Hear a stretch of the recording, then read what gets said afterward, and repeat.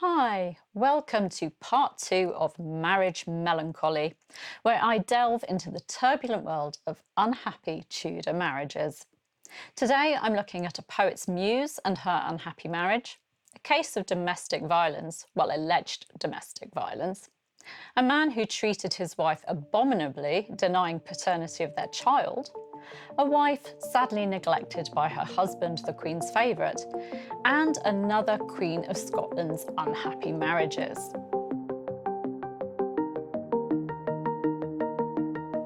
Let's start with the poet's muse, Penelope Devereux. Penelope was the daughter of Walter Devereux, 1st Earl of Essex, and his wife Lettice Knowles, and sister of Queen Elizabeth I's favourite, Robert Devereux, 2nd Earl of Essex. Just a few days before his death in 1576, her father had sought a marriage match for Penelope with Philip Sidney, the famous Elizabethan poet, and the son of Sir Henry Sidney and Mary Dudley. But Penelope's guardian, Henry Hastings, 3rd Earl of Huntingdon, preferred a better match, organising a marriage with Robert Rich, who just inherited his father, Robert Rich, 2nd Baron Rich's title and wealth. The couple married sometime around the 1st of November 1581, when Penelope was 18 and Robert about 22. It was not to be a happy marriage. Sir Philip Sidney appears to have been in love with Penelope at the time of her marriage and shared his passion for her in his work Astrophil and Stella, Penelope being Stella. There is, however, no evidence that they had an affair. But Penelope did have an affair. By 1590, Penelope was involved with Sir Charles Blount, who later claimed that Penelope had been forced into her marriage with Rich and that he did study in all things to torment her, Rich that is. We don't know what the marriage was like behind closed doors.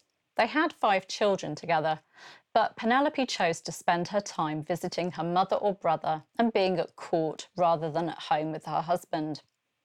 On the 27th of November 1590, Blount wore her colours when he rode out for the Accession Day tournament, a very public declaration of Penelope's favour. Penelope's last child with her husband Rich was born in 1590, a second son, and after that the couple appear to have lived separately. In March 1592, she gave birth to the first of 6 children fathered by Blount, a daughter Isabella, who took Rich's name and was brought up with her elder half-siblings. It was a strange arrangement. Rich was close with Penelope's brother, the Earl of Essex, and remained so even after the separation. And in 1600, Penelope nursed Rich through a serious illness. But in 1605, Rich finally sued for a divorce on the grounds of Penelope's acknowledged adultery, and it was granted in November of that year. The couple were not supposed to remarry while their former spouse lived, but just over a month later, Penelope married Blount, who was now Baron Mountjoy and Earl of Devonshire. This is when Blount used Penelope's words about being forced into marriage with Rich and her complaints about his ill treatment to defend their marriage to King James I. The king was furious, but Blount died before anything could be done anyway, dying in April 1606. Penelope died just over a year later, in July 1607. In 1616, Rich took a second wife, Frances Ray, daughter of Sir Christopher Ray and widow of Sir George Sampole. Our next unhappy union is that of Thomas Howard, 3rd Duke of Norfolk, and Elizabeth Stafford. Norfolk was the son of Thomas Howard, 2nd Duke of Norfolk, and his first wife, Elizabeth Tilney. And Elizabeth was the daughter of Edward Stafford, 3rd Duke of Buckingham, and Lady Eleanor Percy. Norfolk, who'd been widowed when his first wife, Anne of York, died in 1511, was about 39 when he married the 15-year-old Elizabeth, who was one of Queen Catherine of Aragon's ladies. The marriage broke up Elizabeth's betrothal to her father's ward, Ralph Neville, 4th Earl of Westmoreland, a man Elizabeth later claimed she'd loved for 2 years. The Norfolks' marriage was not based on love, but it appears to have been one of mutual respect and affection until around 1527, when Norfolk took a mistress, Elizabeth or Bess Holland. Although Elizabeth claimed that Bess was nothing but a churl's daughter and a washer of my nursery, Bess was the daughter of Norfolk's secretary and household treasurer, and she was an attendant to Anne Boleyn, Norfolk's niece and the woman Henry VIII was planning to marry. Norfolk moved Bess into the Norfolk's home at Kenninghall, and in 1534, Elizabeth claimed that Norfolk locked me up in a chamber and took away my jewels and apparel. The Duke had his wife moved to Redbourne in Hertfordshire, and his lack of provision for her led to her writing a series of complaining letters to Thomas Cromwell, in which she claimed that Norfolk had dragged her out of bed by her hair when she was in labour with their daughter back in 1519, dragging her around their home and then wounding her head with a dagger, and that the women of the household, under instruction from her husband, had physically assaulted her too. She wrote that Norfolk set his women to bind me till blood came out at my fingers' ends, and pinnacled me, and sat on my breast till I spit blood, and he never punished them. Norfolk denied his wife's accusations, and their children sided with him. Elizabeth's brother Henry also distanced himself from her accusations, calling them wild language. Norfolk refused to give up his mistress, but in December 1546, in the paranoid Henry VIII's dying days, Norfolk and his son Surrey were arrested, accused of treason. At the time of his arrest, Norfolk's wife and mistress were cohabiting at Kenninghall, and both were questioned. Not wishing to lose her head, Bess sold Norfolk out, claiming that she'd heard him say, amongst other things, that the king was ill and wouldn't live long. Elizabeth also gave evidence against Norfolk, which was unsurprising, really. Their son Surrey was executed in January 1547, but Norfolk's head was saved by the death of the king, although he remained imprisoned until Mary I's accession in 1553.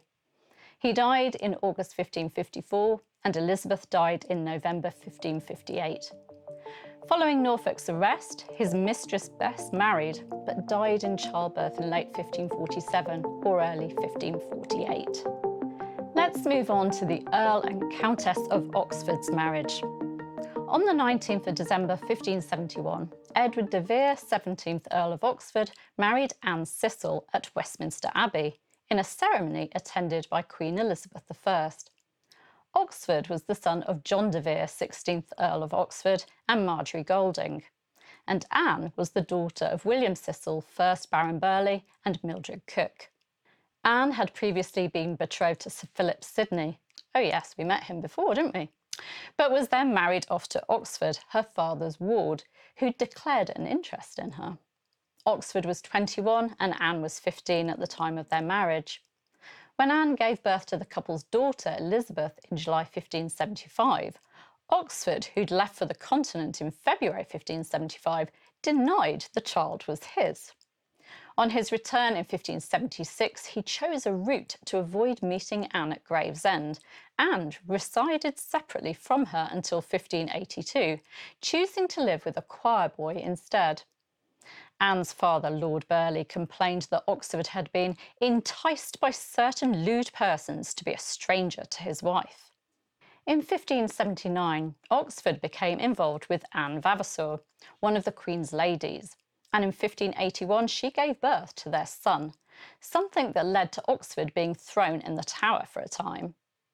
During their separation, Oxford's wife Anne sent letters to her husband expressing her love for him and her wish to be reconciled, and sometime in 1582 Oxford and Anne were reconciled, although this was probably after Oxford fought a duel with his mistress's uncle and was badly injured. Anne and Oxford had 3 more daughters and a son who lived for just a few days. Anne died in 1588 and Oxford went on to marry Elizabeth Trentham in 1592. In my first video on unhappy Tudor marriages, I talked about Margaret Tudor, Queen of Scotland, and her unhappy marriages. Well, her granddaughter didn't do any better. Mary, Queen of Scots, was the daughter of Margaret's son James V and his second wife Marie de Guise. She was born on the 8th of December 1542 and became queen on her father's death just 6 days later.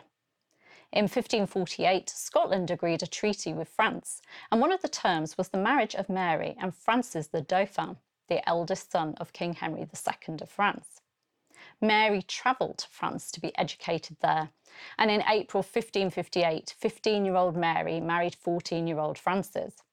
Francis became King Francis II in July 1559, following the death of his father.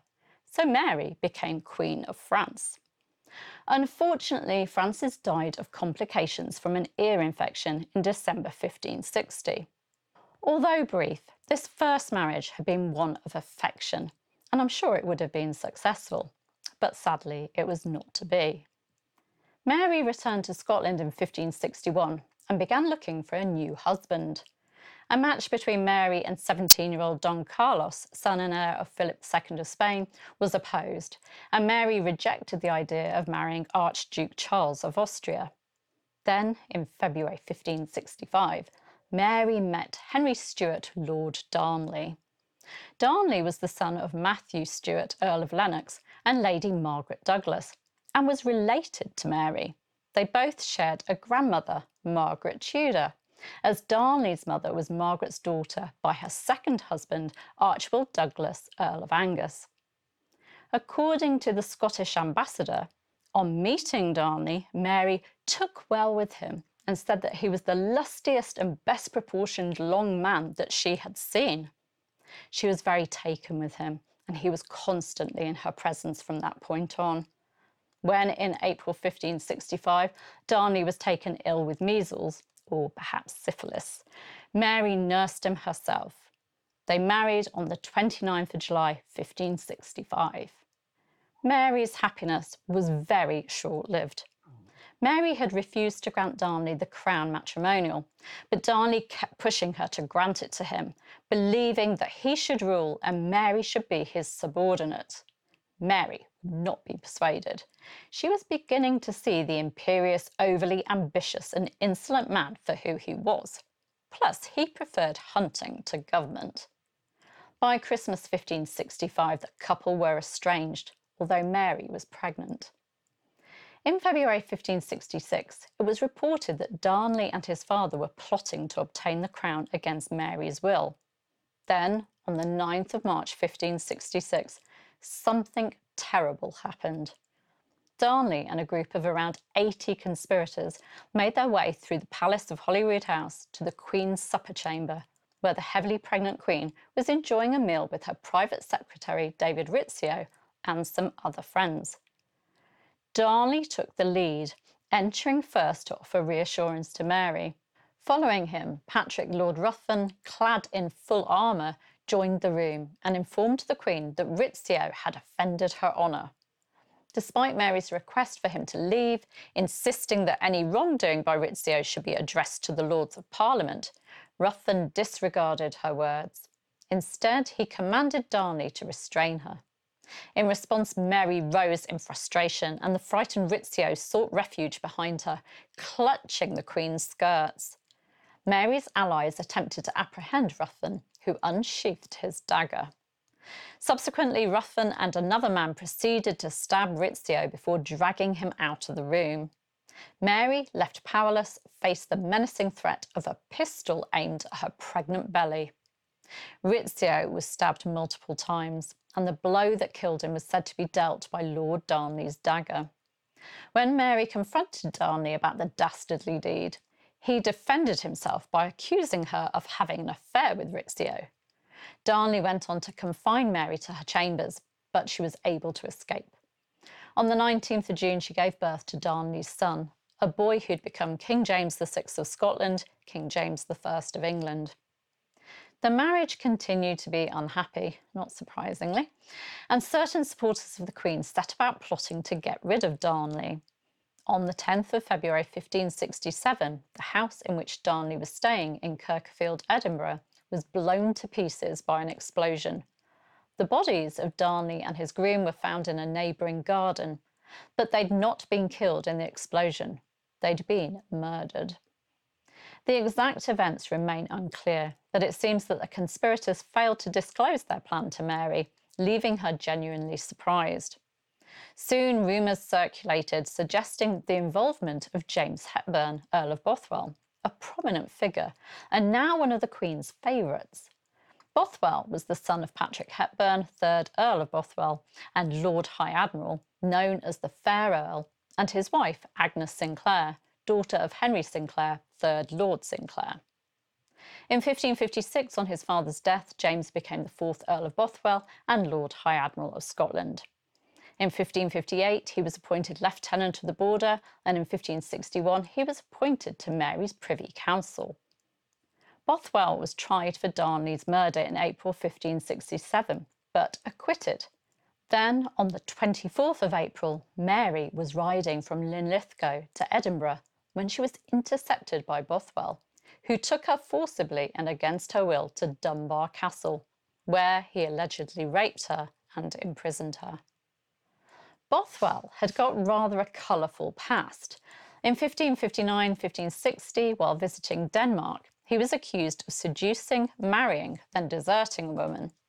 Then, in 1566, he married Jean Gordon, second eldest daughter of George Gordon, Earl of Huntly, and one of the Queen's ladies.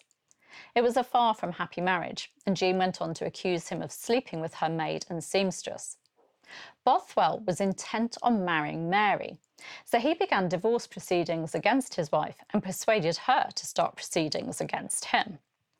The divorce was granted on the 7th of May 1567, and on the 15th of May, after Mary had pardoned Bothwell for kidnapping her and had raised him to be Duke of Orkney and Lord of Shetland, Mary married Bothwell.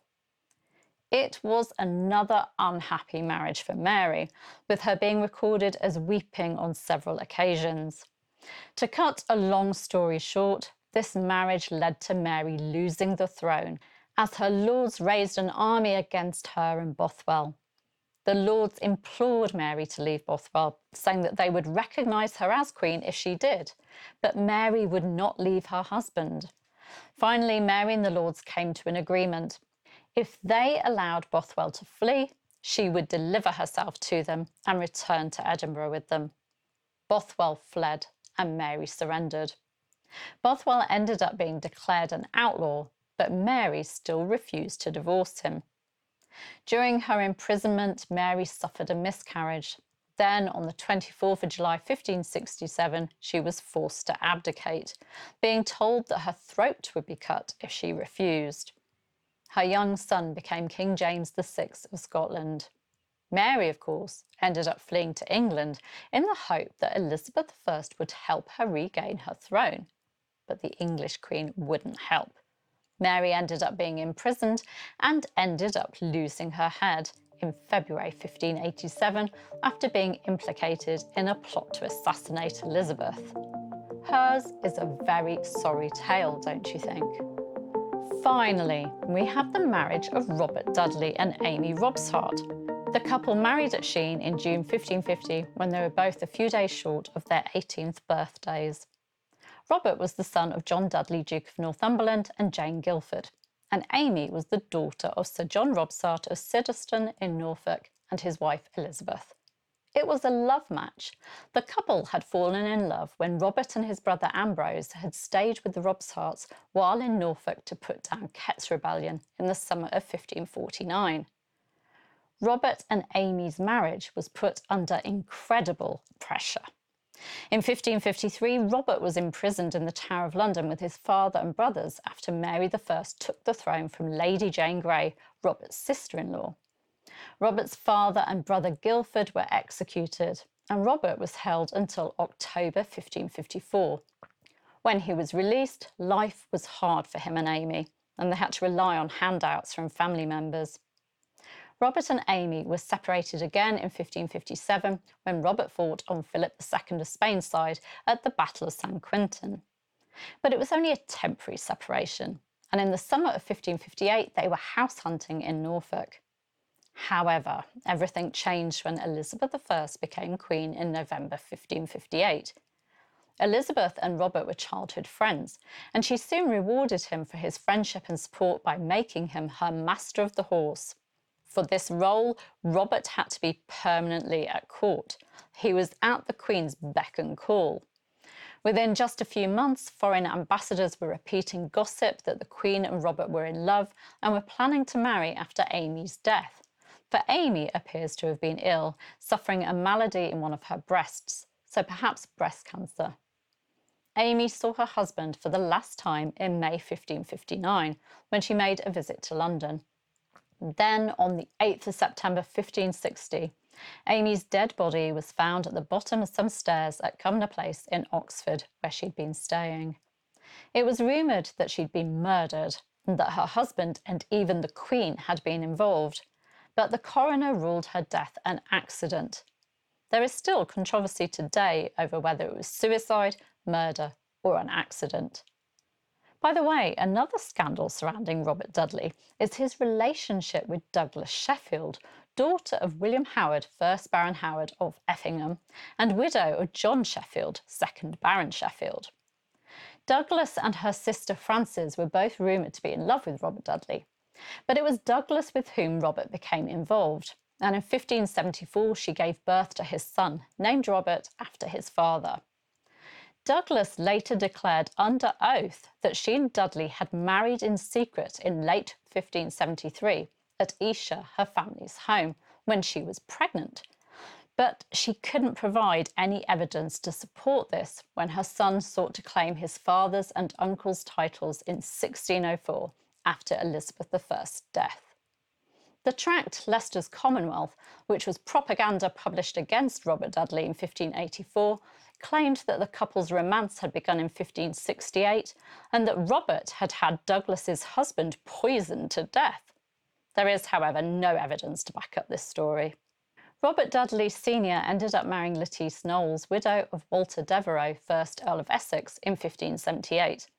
And Douglas married diplomat Sir Edward Stafford in 1579, claiming later that she felt free to remarry as Robert had remarried. By the way, Robert Dudley did recognise Douglas's son Robert as his, and the boy went on to become an explorer and cartographer. Well, that's it for our journey into uncovering unhappy Tudor unions. I do hope you've enjoyed it, and please do feel free to comment and perhaps share other unhappy marriages that spring to mind. Take care, see you soon.